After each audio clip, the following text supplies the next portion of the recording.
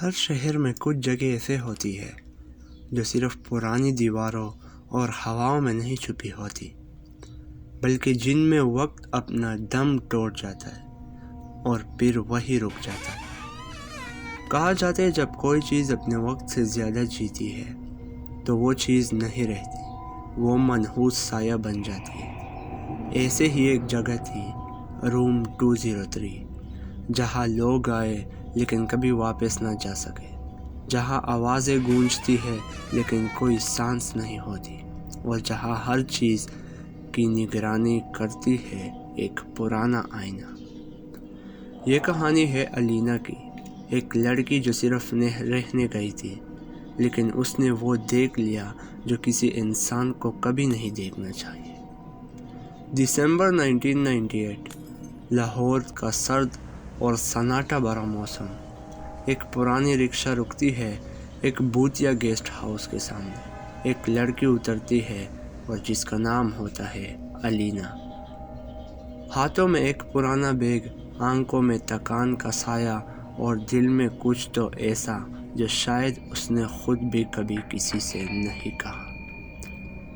جب وہ ریسیپشن پر گئی تو وہاں ایک بزرگ بیٹھا تھا۔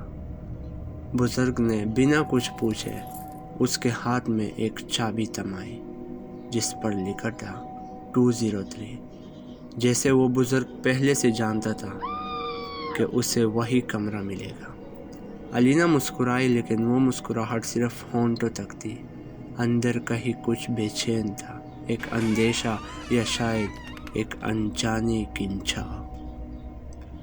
دروازہ چکچکاتے ہوئے کھلتا ہے اور سامنے ہوتا ہے روم 203، پرانا فرنیچر، زرد روشنی اور ایک آئینہ جو سیدھا دل تک اترتا ہے۔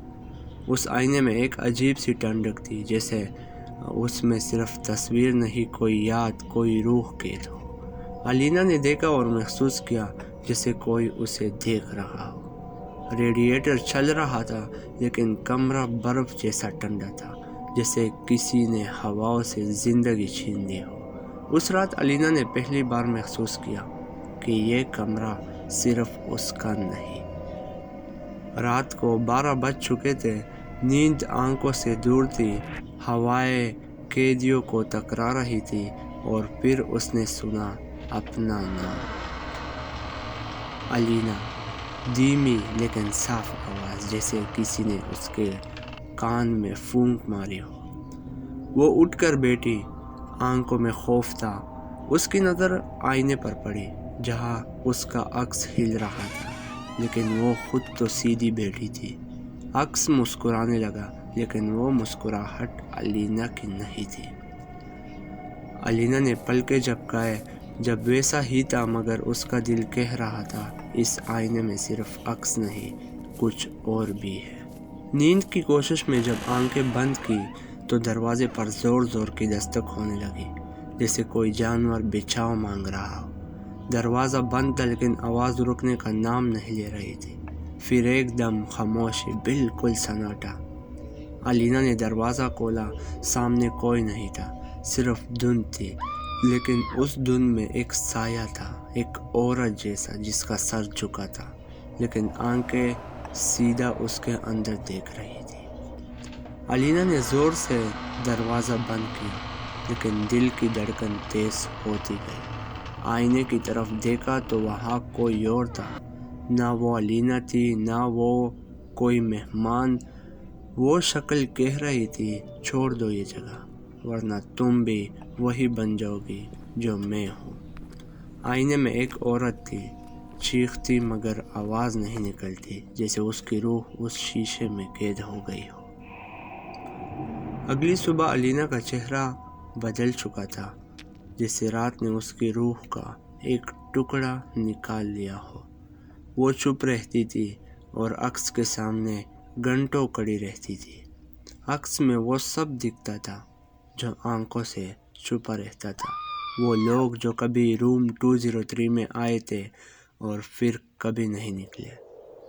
ہر تصویر ایک مثال، ہر چہرہ ایک روح جو وہاں چھپی تھی۔ الینا اب تنہا نہیں تھی، وہ عکس اس کا ساتھی بن گیا تھا۔ ہر رات وہ اسے بتائے کرتی تھی، ہنستی تھی، رونے بھی لگتی تھی۔ روم 203 کا آئینہ ایک راستہ بن گیا تھا، ایک دوسری دنیا کا جہاں سے لوٹنا ناممکن ہے۔ ایک دن اس کی دوست ملنے آئی۔ اس نے دیکھا الینا اب وہ الینا نہیں رہی۔ اس نے کہا چلو یہاں سے چلتے ہیں۔ الینا صرف مسکرائی اور یہ بولی اب بہت دیر ہو چکی ہے۔ اس رات اس کی دوست بھی لاپتہ ہو گئی۔ اگلی صبح روم 203 کا آئینہ میں ایک اور عکس تھا، ایک نئی روح، ایک نئی کہانی۔ کئی مہینے گزر گئے۔ گیسٹ ہاؤس اب بند ہو چکا تھا۔ روم 203 میں تالا تھا، لیکن اس تالے کے پیچھے وقت اب بھی قید ہے۔ جیسے ہی الینا نے وہاں آخری رات گزاری تو وہ وہاں سے کبھی نہیں نکل پائی۔ وہ بھی اسی شیشے میں قید ہو گئی۔ لوگ کہتے ہیں رات کے وقت اگر کوئی اس کمرے کے پاس سے گزرتا ہے تو آواز آتی ہے، ہلکی ہلکی ہنسی، کبھی کبھی چیخ اور کبھی ایک نام، الینا۔